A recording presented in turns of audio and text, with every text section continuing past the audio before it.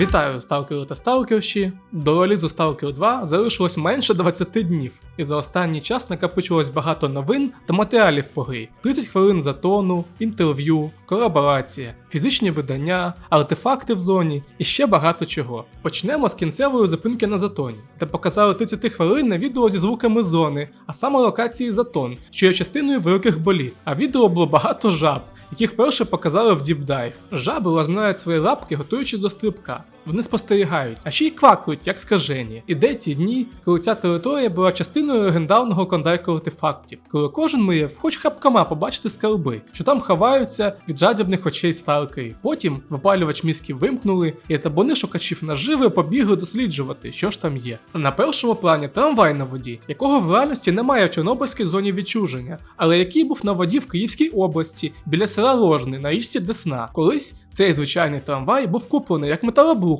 і переобладнаний в плавучу дачу на воді, але зараз вона покинута і доживає свій вік в одній з бухт Ложнів. В Чорнобильській зоні відчуження був тролейбус як пам'ятка, який, на жаль, згорів. На лобовому склі вже знайомий напис «Шо ти, дядя?», що був на АТП, та супутникова тарілка на даху. Цікаво, хто в ньому живе, пересувний торговець. Навколо як нові звуки, так і звуки з трилогії, що створює ту саму атмосферу зони. А під це відео легко можна засинати. Локація Затон передана дуже реально, наче і справді знаходишся на болотяній місцевості.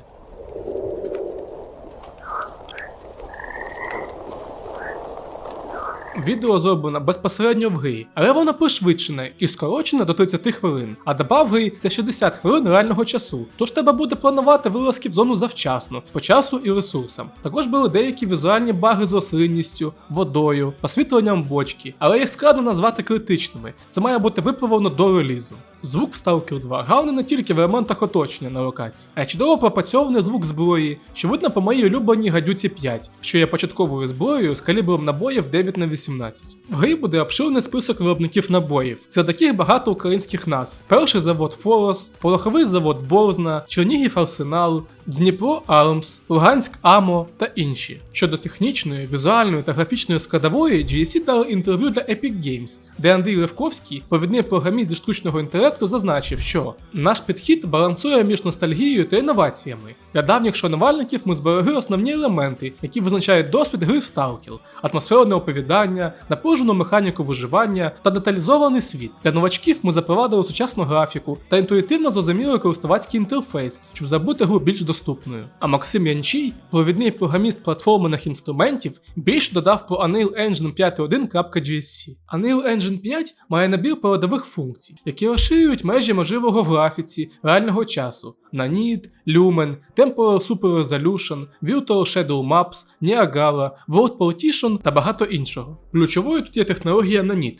що дозволила зняти з художників значну частину роботи, пов'язану з зручним коригуванням лодів, їхнім навантаженням на пам'ять та вузькими місцями в графічній складовій. Ми досягли цього не тільки без втрат, але навіть мали успіх у кінцевій візуальній якості гри. Тобто оптимізація гри точно має бути на належному рівні. А Lumen дав можливість створювати приголомшливі підземні та наземні атмосферні локації, наповнені непрямим освітленням від наших різноманітних погодних пресетів, ручної роботи. Цьому також допомагає технологія World Partition, адже гра створена вручну, без автоматичної генерації світу. Про що казав технічний продюсер Євген Кулик, який дав велике інтерв'ю для ресурсу Radio Times, який дав назву рушія Unreal Engine 5.1.GSC, що був дороблений без оновлення версії на наступну. Це викликало багато часу на оновлення. З гарних новин для власників консолей від Xbox було підтверджено наявність модів на консолях, що важливий технічний крок для гри. А питання, що цікавить багатьох, про стрільця в грі залишилось NDA. Хоча його вже показали в документальному фільмі про створення Stalker 2 Wargame від режисера Ендрю Стефана, який нещодавно дав інтерв'ю ресурсу GamesBeat з його цитатою. Ви намагаєтесь залишатися об'єктивним як режисер,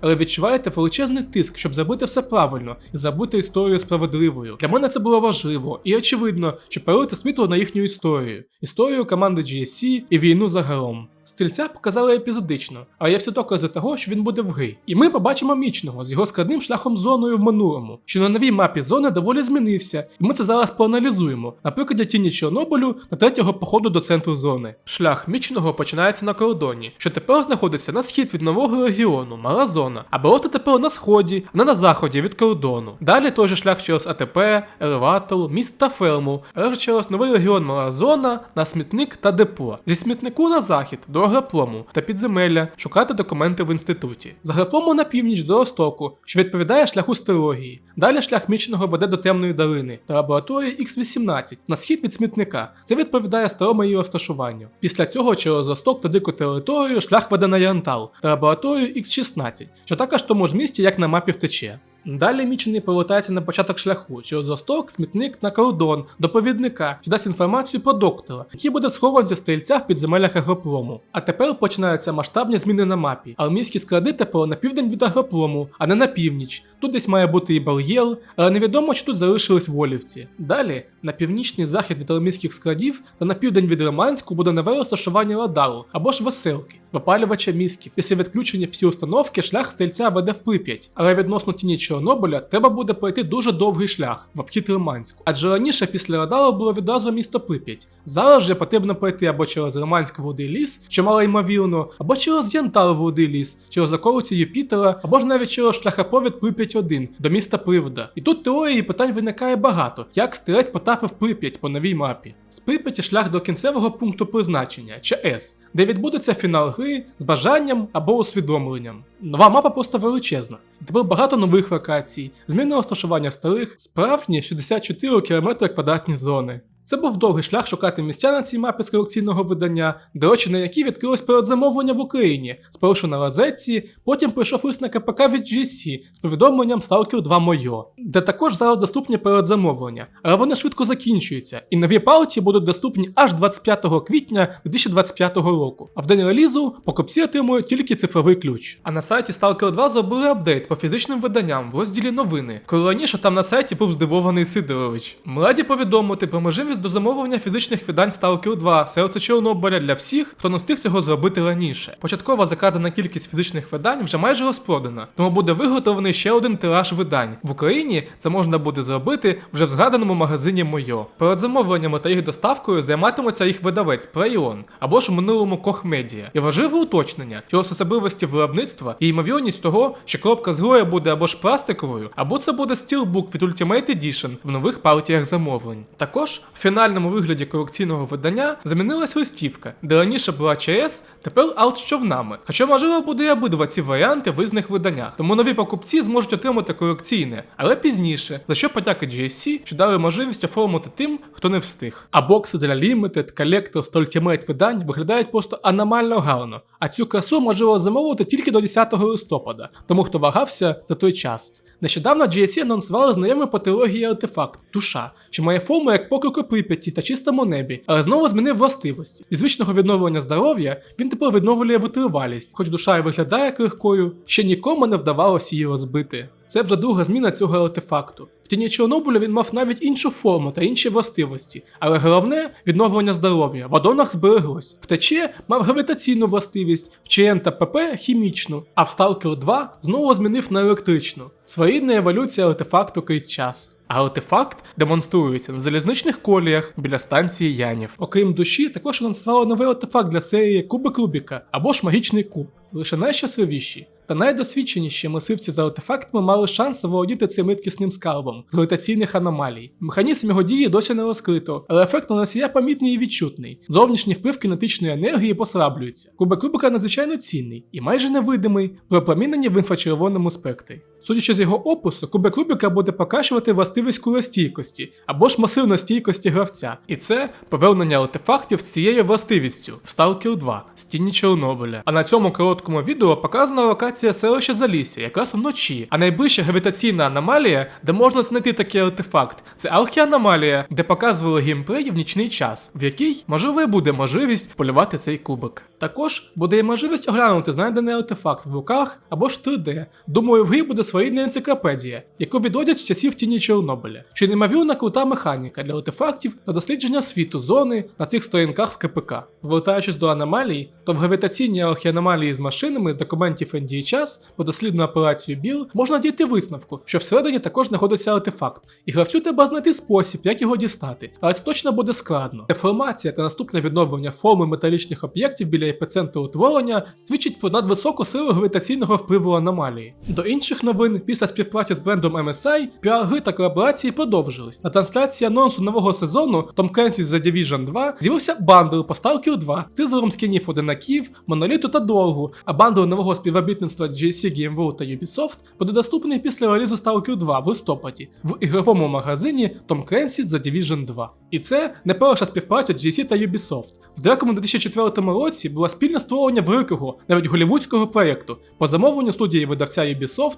RTS RPG стратегії Alexander по мотивам одноіменного фільму Олівера Стоуна, який провалився в прокаті, а гра була фінансово успішна для студії з датою релізу 23 листопада 2004 року, а в інших джерелах є дата 20 листопада, що символічно з датою релізу Stalker 2. Під час розробки гри Alexander також ішли переговори THQ та GSC з видавцем в Китаї Ubisoft China про реліз Тінь Чорнобиля там. Гра навіть була показана на презентації China Joy 2004 року, але Stalker в Китаї виданий так і не був. Цю справу завершить Stalker 2, адже гра буде видана в тому числі і в Китаї. А зараз, через багато років, це друга співпраця, колаборація GSC по Stalker 2 з Ubisoft з бандлом кастомізації скінів для гри Tom Clancy's The Division 2 в сталкерській стилістиці. Гра це не останні новини по видавців Stalker 2. З оновленням сайту додався новий партнер H2 Interactive, дистриб'ютор ігор у Південній Кореї, основною діяльністю якого є видавництво ігор. Гра перед релізом все більше розширює ринки продажів, в цьому випадку на корейський ринок і азійський загалом, з іншими видавцями там, як For Divinity, GCL Asia та Sega. Сайт також отримав загальне оновлення дизайну з атмосферним візуалом та сталкером на першому плані, лабораторією та полтергейстом позаду, що ідеальний варіант для шпарел, та з новим розділом сайту підтримка, який поки не активний. 31 жовтня був Геловін,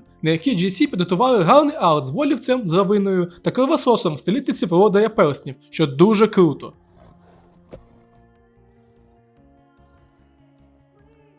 В зоні давно так уже ніхто не кричить. З моменту, коли я сюди прийшов, це вже було тихе місце. І підготували подарунок на це свято. Реліз порту трилогії Legends of the Zone на консолі Nintendo Switch з ціною $40 за всі частини. І це гарні кроки. Все більше платформ отримують портовану трилогію. Дуже сподіваюсь дочекатися апдейт на ПК.